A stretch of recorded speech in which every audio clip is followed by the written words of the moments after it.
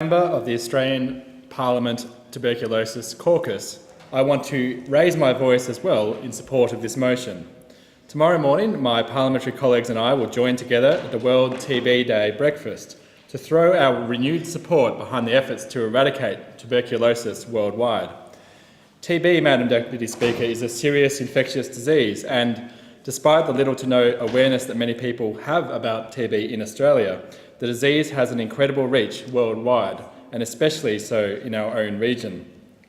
TB is recognised as a major obstacle in our quest to raise the base level of health in the Indo-Pacific region, which boasts the unfortunate status of having more than half of TB cases, and also the majority of multi-drug resistant TB cases worldwide.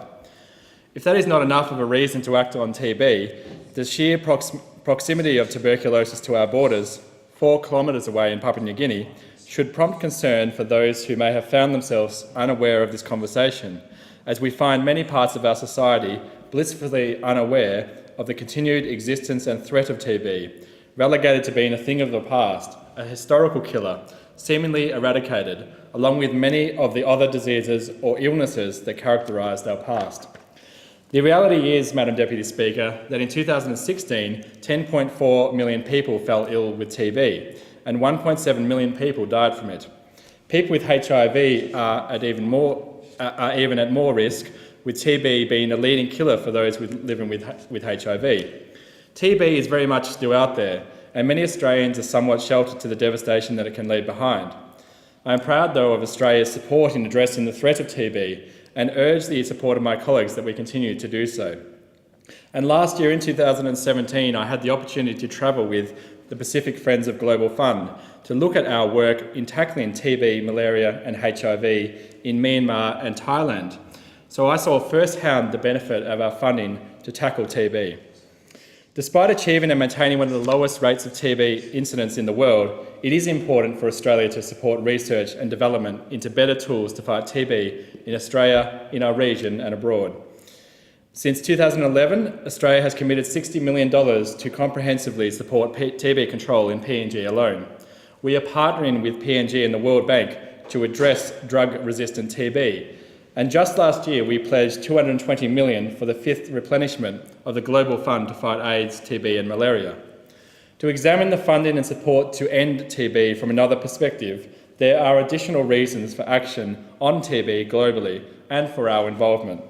To allay the concerns of those who urge lower aid funding overseas, it is in our own interest to act on the threat of TB. Growing immigration levels, for example, have seen a recent rise in new cases of TB from high-burden countries.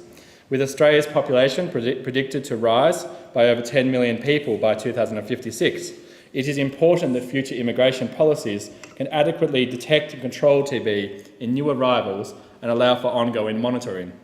These risks can be responded to from a preemptive approach as well. By working to lessen the spread of TB worldwide, we address and we reinforce our own health security in Australia.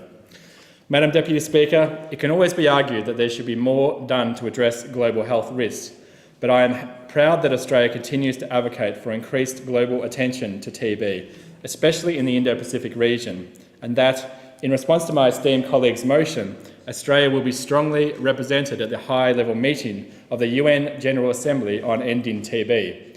Continuation of Australia's high standard of diagnosis and treatment relies on current TB control infrastructure to be continued and improved, including new diagnostics, treatment and vaccinations.